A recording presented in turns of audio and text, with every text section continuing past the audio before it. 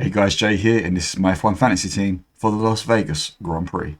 Let's get into it. So we have to start with this. Max Verstappen coming in clutch over the weekend in Brazil. He's got 16 positions gained and 12 overtakes in the race, despite a poor sprint race and a poor qualifying, then starting all the way at the back in the pit straight, essentially saving my backside, to be completely honest, for all three of my teams, especially Team 2 and Team 3, my better teams.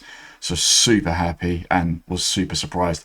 I did go in this weekend confident on Max, but I have to admit, after the sprint race, I was worried.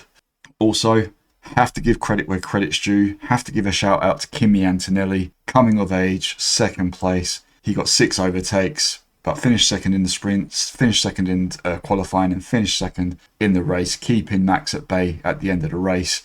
So questions are now asked, Russell or Antonelli, and my man, Oliver Bearman, the Bearman, once again, coming in, 18 overtakes made in the race, as well as 2 in the sprint, and definitely worth a punt. Top of the overtakes now by 15, ahead of Alexander Albon.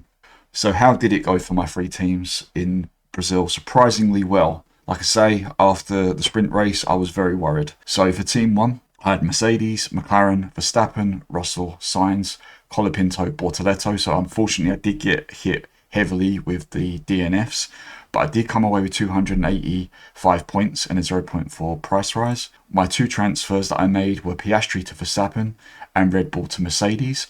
I gained 63 points times 2 because he was my times 2 driver over Piastri. However, I did lose 4 points changing Red Bull to Mercedes, so 59 points with a 0.6 rise. Again, the change to Verstappen paying off 63 points. I did drop, though, 500 places in the global ranking. That being said, I have noticed in the global ranks the amount of players has increased, which is great news. For my Team 2, so this is currently my best team and the team that I'm really gunning for now, I had Mercedes, McLaren, Verstappen, Bearman, Russell, Gasly, Sainz, and I did play my autopilot chip to be safe because I didn't have no negative. I come away with an incredible 384 points and a 2.4 budget rise as well, which is amazing. I swapped Hajar to Bearman. I was thinking of keeping Hajar, but I wanted Bearman for those overtakes, and I swapped Leclerc to Russell, coming away with 56 points and 0.8 rise. Unfortunately, it did mean autopilot didn't give me any advantage at the end, but I did gain almost 2,000 places, so I'm just outside the top 2k now with Team 2. And for Team 3, Team 3's had an up and down year. Again, I did play autopilot. I had Mercedes, McLaren, Verstappen, Antonelli, Bearman, Sainz, Bortoleto. Again, getting hit by the Bortoleto DNFs, but I still came away with a good 346 points and a 1.7 budget rise. I made 1 transfer this time, Red Bull to Mercedes, so I did lose 4 points there. Again, autopilot, I didn't gain anything, but I did climb almost 4,000 places up to the 12,000 mark. And so 3 blue arrows according to F1 Fantasy, but technically it's 2 blue arrows, but I'm not complaining. I'm super happy. This is the best season I've had. I've looked at the elite data and 3 chips were on play this weekend. I was looking at the times 3, the no negative, and the autopilot. So I'll start with the no negative because if you did have no negative, that was the chip to play. 25% of teams using no negative. That now means 97.4% of teams in the top 500 have played that chip. The second chip, in my opinion, was autopilot. 15.2% played autopilot. 50% of teams still have autopilot to play. And then for times 3, it was a gamble times 3, bearing in mind it was going to be wet, and it was a little wet. But 10.4% of teams did play times 3. 30% of teams still have their times 3 for, my guess would be Qatar. That would be the play there. So there is still a chance for some big changes in the global rankings. Now, if you didn't go McLaren Mercedes, that was a mistake. 98% of the teams went McLaren, 95.8% of teams went Mercedes. They were the 2 clear top constructors this weekend. However, when you look at the drivers, it's interesting. So I completely understand why people went for Norris. 79.4% of teams went for Norris. That was an increase of 55.6%, with 69.4% making him their times 2 driver. However, you can see at the bottom, we have Max Verstappen. Only 23.2% of teams had Max Verstappen. 53% of teams swapping him out. 19.6% of teams keeping him as their times 2. So although Norris was the more favoured asset, and to be fair, rightly so, before what happened, it was actually Verstappen that came out on top. I think the differential between Norris and Verstappen was 22 points. And if you had times 2, then even more so. Now, I said the differential was about 22 points. I'm sorry, that was wrong. The differential was 13 points, but all the same, it's still something to bear in mind moving forward. And I would also keep an eye on Antonelli and Behrman, because they were on fire this past weekend. So, early thoughts. We have to talk about Oscar Piastri. Throughout most of the season, he's been our times 2 driver up until recently, when we've been changing over to Max Verstappen or Lando Norris. I would steer clear of Piastri going into Vegas as things stand. I'm worried about his confidence, and I can understand why his confidence would be low. The incident with Leclerc and Antonelli, I personally think was a racing incident. And to be fair, Charles Leclerc also has said that it wasn't fully Piastri's fault. In fact, Leclerc said on F1.com, "I do agree we have a rule book, and I think the stewards are always trying to do their best to look at the rule book and to try and understand who is the one to blame. In this case, I really think Kimi knew and was aware that Oscar was on the inside. Yes, he was not side by side, which is the way it's written in the rule book, but you cannot really do a corner like nobody is on the inside if someone is on the inside, no matter how far it is." Now, Piastri himself has made his statement, and he said, "I put myself up the inside pretty comfortably, and there was obviously a bit of lock-up, but I couldn't go any further left than I already was. I can't really just disappear. Then after that, not sure we made the right calls either, so a tough afternoon. There's clearly some things we need to sort out, just a tough weekend from a number of fronts, so I'll focus on that instead." And that is why I do worry about Oscar Piastri, because things are just not going right for him.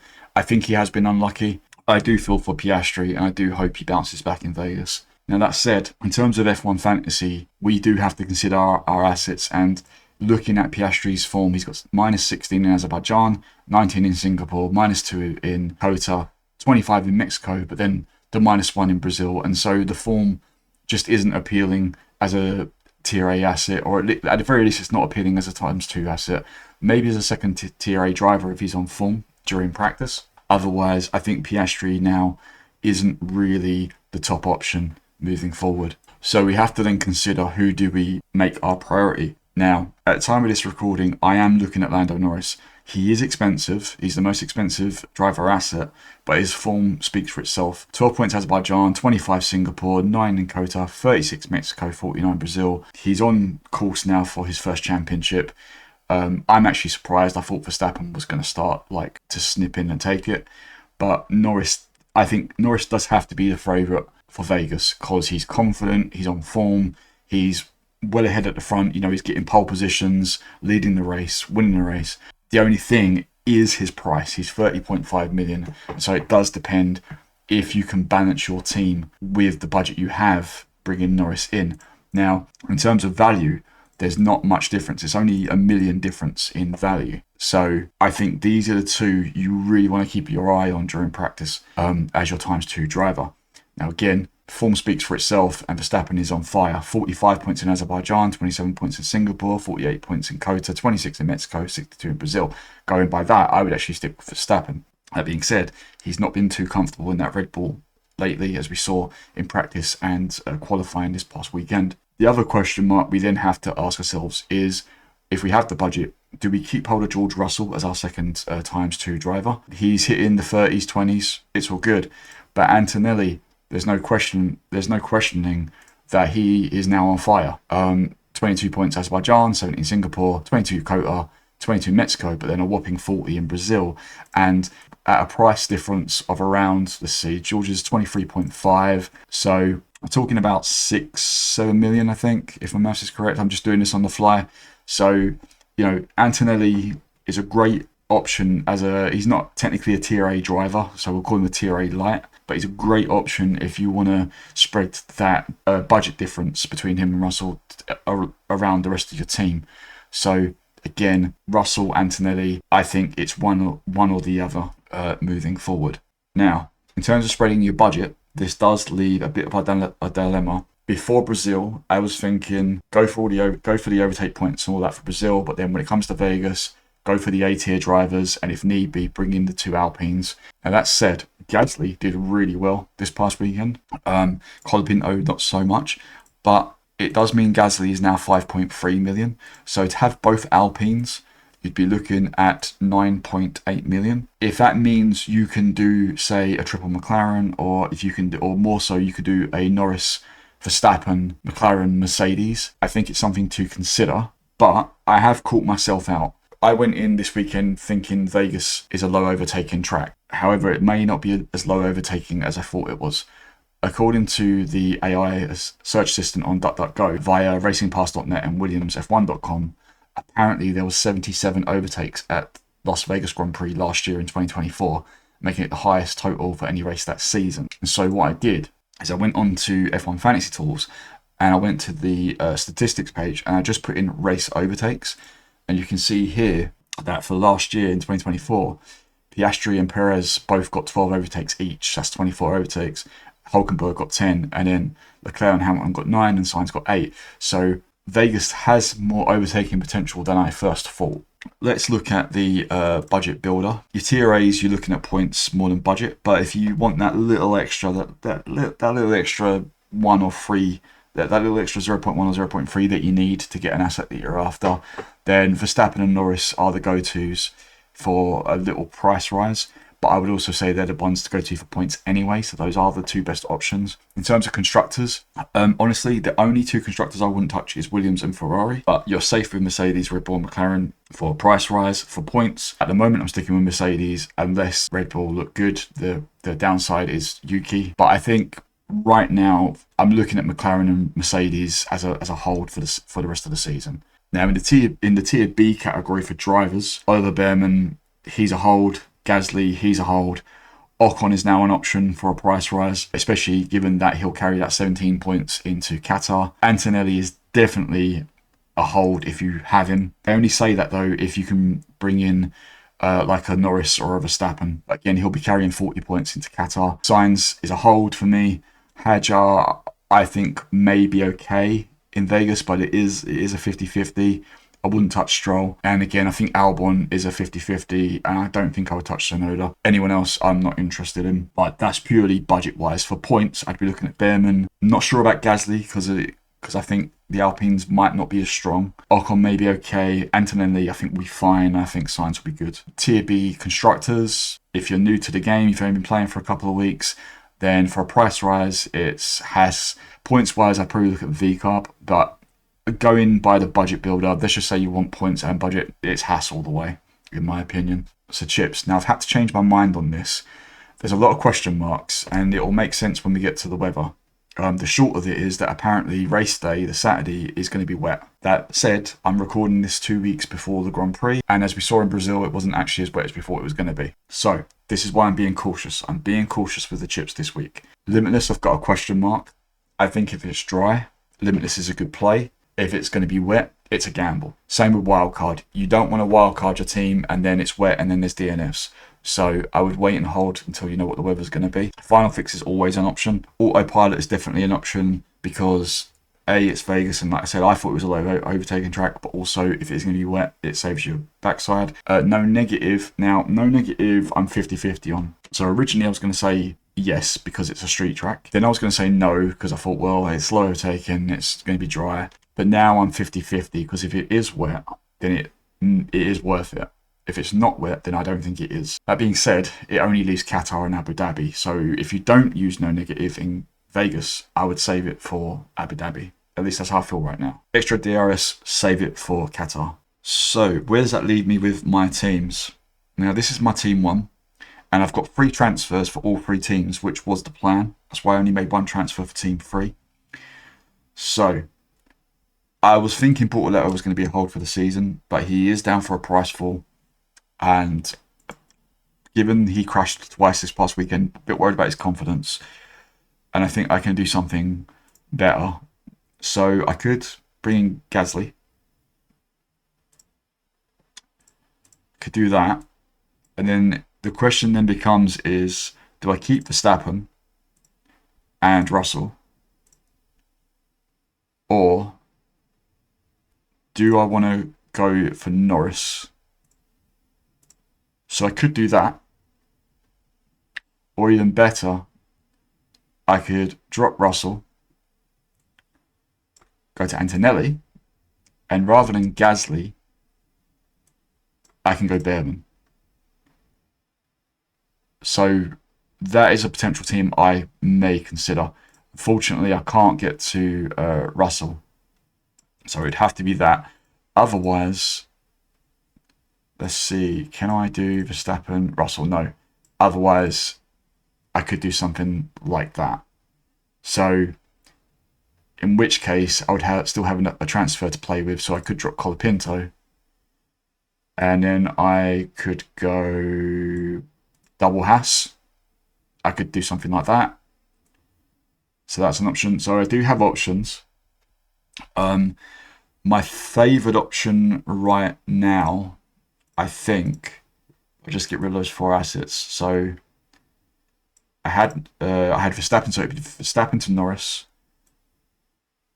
Then I could bring in Antonelli, so that'd be a transfer. I would keep Colopinto, and then I would have enough to go for Delermain. So for me, it really does come down to 2 things: Norris and Verstappen, and Antonelli and Russell. Because if Russell's better than Antonelli, then it would have to be Gasly, and in which case I would be keeping Russell. And then the same, if Verstappen looks better than Norris, then I keep Verstappen. It's that simple. Now for Team 2, I'm actually very happy with this team. I don't know at the moment if I'm going to change anything. Again, it comes down to Verstappen and Norris. So at the moment, I would do nothing. Otherwise, I would have to make 2 transfers to get to Norris. So I could drop Gasly. That can bring in Norris and then Colopinto. But if I wanted to keep Gasly, then I'd have to drop Russell and I'd have to bring in Antonelli. So again, same thing, Norris v Verstappen, Antonelli v Russell. And then for Team 3, I think may have the biggest budget now. I'm not sure. Again, happy with the team. Bortoletto I would have to drop. Let's see. I could go Ocon. Do double HAAS. I could go Gasly. And then I could bring in... Whoops. Russell, I think. Yep. So that would be 2 transfers. Let's see. If I wanted Norris... Then let's go Russell first. So I'd have to bring in Colopinto. So it's the same dilemma. Otherwise, Gasly and Antonelli. So it literally all comes down to Norris v Verstappen, Antonelli v Russell, as things stand. No matter where you are in the world, remember that Vegas is a Saturday race. So practice is on Thursday the 20th, with practice 3 and qualifying on Friday the 21st, and the race on Saturday the 22nd. If you're here in the UK, then I'm sorry to tell you, it's an early one, as in like very early, middle of the night early. Otherwise, it's a case of watching the replays, which is what I'm probably more likely to do because of just my health and stuff. But if you're in the States, then you're all good. You're all dandy. Now, in terms of the weather, Thursday and Friday are fine. Saturday, however, at the moment does say periods of rain in the morning, otherwise overcast. So remember, I am recording this 2 weeks before the Grand Prix. There's been a constant theme recently where we've looked at the weather, it says it's going to rain, and then it either doesn't rain or it doesn't rain as much.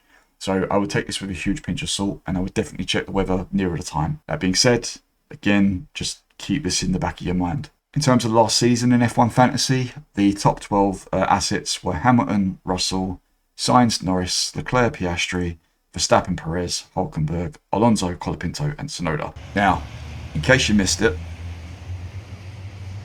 Kimi Antonelli has now broken Lewis Hamilton's record for the most points scored by a rookie in their debut season. Lewis Hamilton scored 109 points in 2007, whereas Antonelli is now on 122 points in 2025. You probably already are aware of this, but Colopinto did earn a new deal with Alpine to complete the driver lineup for 2026. That does mean that Jack Doohan now is still without a seat, and let's face it, is pretty much out of F1, at least on the grid. In other racing news, Jenson, the former F1 champion, has raced his last race. He raced at the World Endurance Championship 8 hours of Bahrain this past weekend for the Cadillac Hertz team, I believe. So yeah, it's goodbye to Jenson. And it was also goodbye to the Porsche Penske hypercar team. Porsche, you would have seen in my videos about a month ago now. Porsche are coming away from the hypercar program due to financial difficulties. And so their biggest rival, BMW, just saying thank you for the memories. Talking of the Hypercar Manufacturers Championship, if you are a Tifosi, if you are a Ferrari fan, then yes, it didn't go well in Brazil. However, you'd be happy to know that you have won something. You've won the World Endurance Championship Hypercar Manufacturers World title with 245 points ahead of Toyota, Porsche coming in third. Also, that meant that Formula F1 driver and Ferrari reserve Antonelli Giovinazzi was one of the World Endurance Championship Drivers' Championship winners. So be sure to see him at the award ceremony later in December. There was even more good news for Ferrari fans because the AF Corse Ferrari won the Hypercar World Cup, along with another Formula F1 driver, Kubica, beating the Porsche Proton team in their championship. And this tweet basically summing up Ferrari this past weekend. And in the LMGT3 Championship, which is the one I'm mainly interested in as a McLaren fan, it was the Manthey First Form Porsche team that came away with the title, 123 points.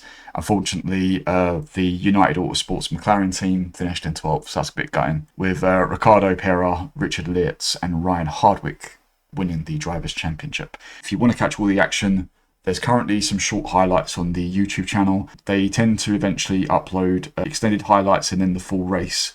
It usually takes about a week, but if you want to check out the short highlights, they're available already. I haven't watched it myself yet, something that I'll be doing either later today or tomorrow. Now, we're coming to the end of the season for a lot of major championships, but there's still a lot of like little clubman championships going on. And this weekend is the EnduroKA at Brands Hatch. I believe it's an 8-hour endurance race from what I saw of last year's race yesterday. A full grid of Ford KAs. So if that's something you're interested in, and the best thing about it is it's free entry. It's the last racing event, at Brands Hatch this year. If you don't know where Brands Hatch is in Kent in the UK, not too far from the likes of Dartford, Bromley, that area. If you want more information, I'll put a link to the Brands Hatch website in the description below. Otherwise, if you can't make it, like myself, I won't be there. The MSVT Racing YouTube channel will be showing it live on stream. Finally, guys, we come to GridRival. Again, a mixed bag. Good points, bad budget loss. 964 points gained, 2.5 million loss.